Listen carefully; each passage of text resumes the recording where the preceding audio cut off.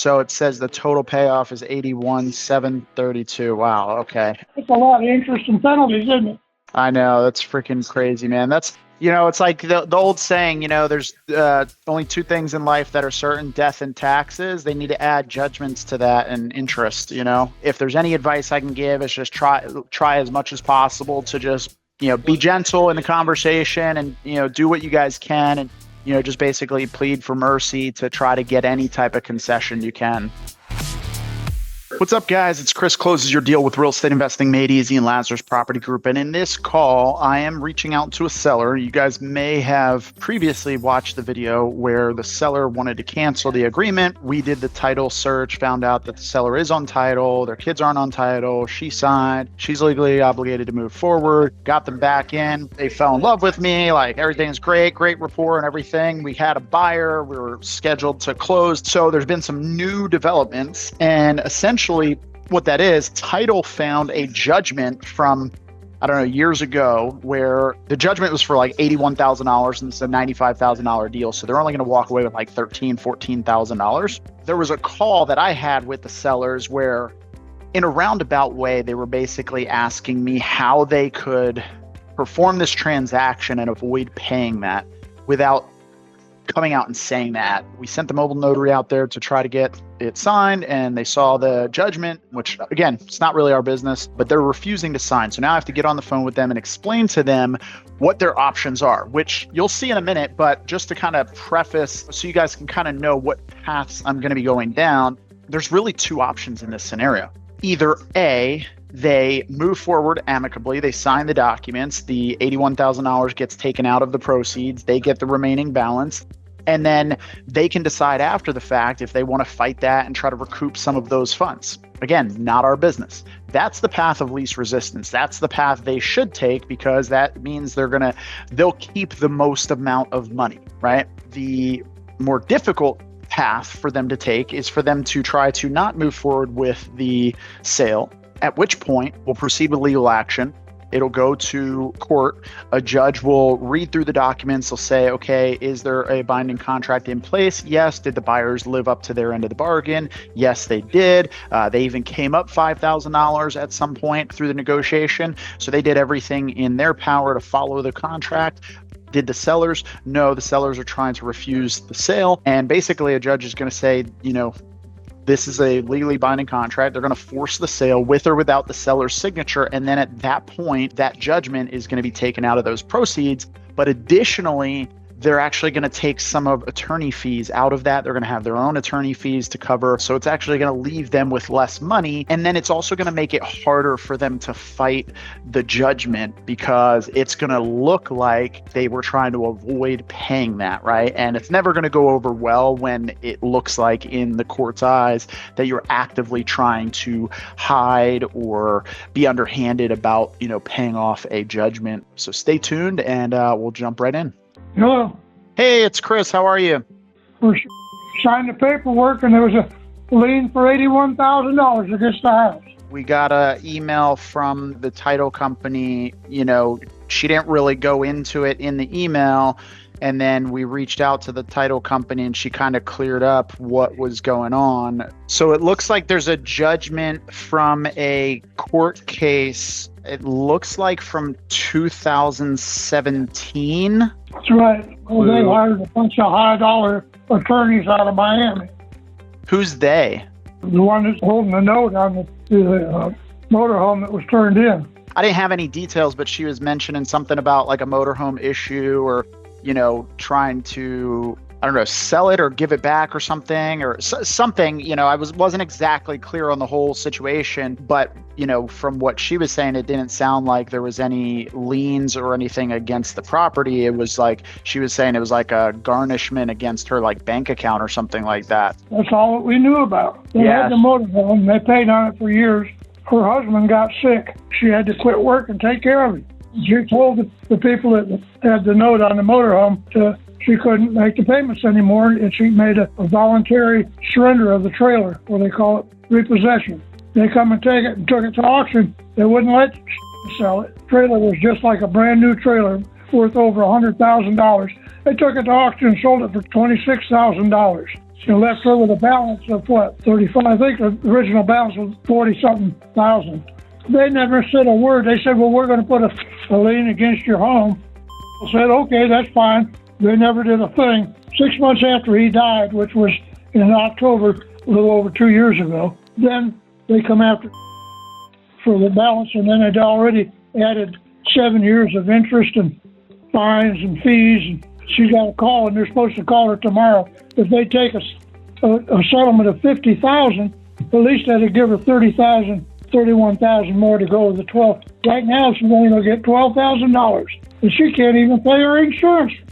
More than 2 years of that, and no income. It's screwed from everything. Jeez, yeah, I'm really sorry to hear that. Let me just read through the letter just so I can kind of catch up to exactly where it is. So it looks like final judgment occurred on February 5th of 2019. So that's what, 4 years ago? It looks like the judgment that was entered in the sum of $63,000, currently accruing interest. So it says the total payoff is $81,732. Wow, okay. It's a lot of interest and penalties, isn't it?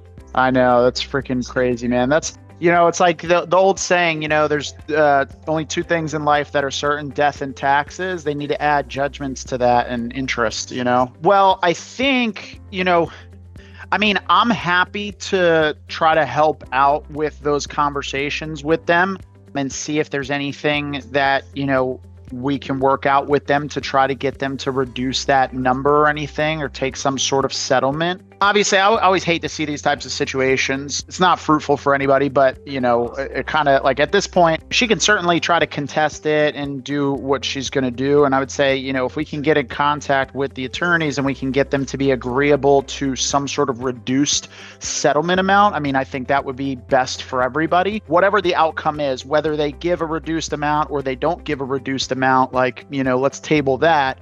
If it doesn't get paid, it's obviously just going to continue to rack up interest, and it will start to affect other assets if it exceeds the value of the current asset, right?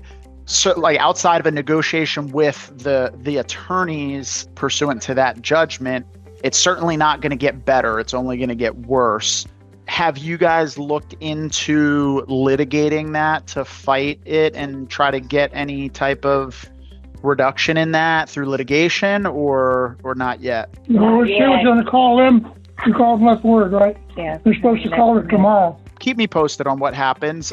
Hey, real quick, we want to partner with you. We joint venture with investors nationwide to Close and Dispo. We'll get on the phone with your leads to secure the contract, or if you need it, we'll help you find a buyer for your wholesale deals. Just click the link in the description of this video or go to closeanddispo.com, and at the bottom of that site, you'll get an opportunity to submit a deal or get more information. So together, we'll make real estate investing easy. Now, back to the video. Is it okay if I share some advice when you guys have this conversation with them? Sure. Unfortunately, the situation as it is, right, is that, the judgment was made. So anytime there's a court-ordered judgment, you're really kind of between a rock and a hard place. So because there's not a lot of leverage, it's going to be hard to take a firm stance with them.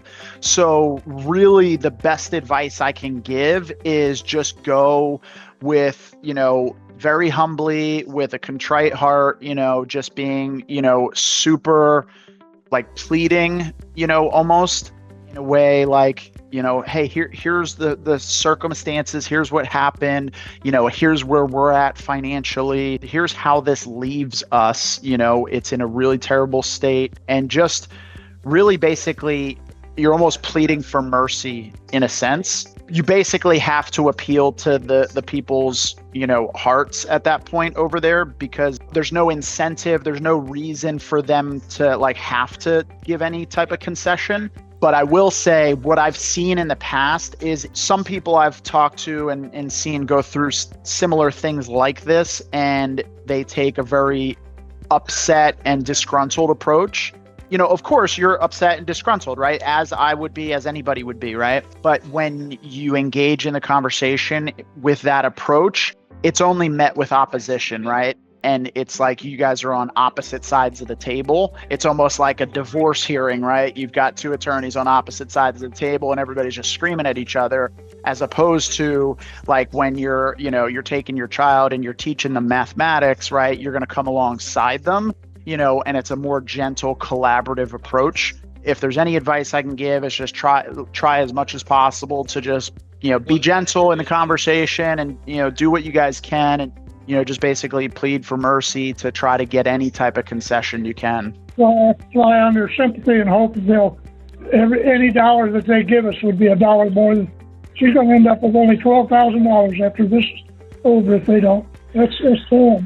78 years old, and they're breaking it off in her behind. And her husband's the one that forced her to sign it because his credit wasn't worth crap. Yeah, I'm really sorry about that. They're going to appeal with them tomorrow, and if we can't do anything with them, we've got no choice but to have that lady come back out and sign the paperwork. $12,000.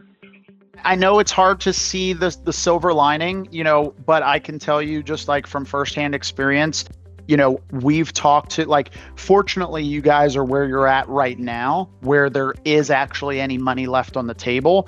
I can't tell you how many times I've been in conversations working with, as a matter of fact, we're working with a seller right now where we're trying to help him sell his property. He's in foreclosure. We got to him the day before his house was supposed to be auctioned, and we were able to stop the auction and push it out about 45 days. But it's like so bad. He kind of got raked through the coals with this like government program where they were supposed to take over and like reimburse some of the payments. But then at the last second, he didn't qualify, and he had like 2 or 3 years of not making payments. So he's like so far buried in the past due amount. And, now, he's basically going to walk away with nothing, just, getting out from under the house. It's just not going to be a foreclosure on his record, but he's literally walking away with nothing. And he's got like a 10-year-old son, he's a single father, so it's a really tough situation. But, his alternative to us helping him and getting this like done was just getting foreclosed on. And then that was going to be like a long problem of, not being able to rent a place, not being able to buy a place. There's just like a lot of other compound effects there. So you guys are at least, out of everybody that we talk to, you're at least in a position where you have some money that is coming at the end of it. I know it's not what you were expecting, but it certainly could be a lot worse. I've seen a lot worse. I'll be praying for you guys that everything goes smooth with the conversation with the attorneys tomorrow. And then keep me posted. And, if there's anything I can do to help out, get on a call with the attorneys and, see if I can work anything out and get them to offer anything. I certainly have no problem doing that. Okay. All right. We'll talk to them, and then I'll let you know. Get back with you, and maybe you can call them. Just make sure to get like their contact info so that way you can share it with me, and then I can reach out on your behalf as well. I don't know that they'll do anything for me, but hey, you miss 100% of the shots you don't take. So I have no problem getting on the phone with them. And if they tell me, hey, go pound sand, okay, it is what it is, but I'll at least take a shot at it for you guys. Okay. I appreciate it. Thank you. No Chris. worries. Yep, you're welcome. I appreciate you guys, and try to get some good sleep tonight. Try not to stress too much about it. I know it's hard, but it's not going to do anybody any good. Okay. Thank you. Have a good one. Bye-bye. Bye. All right, guys. So if you heard what Dylan told me, which you guys didn't, but Dylan was like, oh, they hung up on me. They were super upset. They basically said they weren't going to sign. And you could hear in that call, they basically said, well, if we can't get the attorneys to give some sort of concession on the judgment, then I guess we're just going to have to sign tomorrow and take $12,000. And that, my friends, is the power of rapport. So do not underestimate the power of rapport. Like, you guys cannot be having 5-10 minute phone calls trying to lock up deals and expect to be able to save and solve problems. I can tell you with 1000% certainty, if you got a problem seller, you got a challenge, you got like deals that are falling apart, hit me up. I will more than likely be able to at least get some sort of progress on the call, if not completely save the deal and, help us all get paid. So hit me up if you need Chris to save your deal, and click the link right here. That'll take you to the next video in this series. Appreciate you guys. Hope you have a good one. Peace.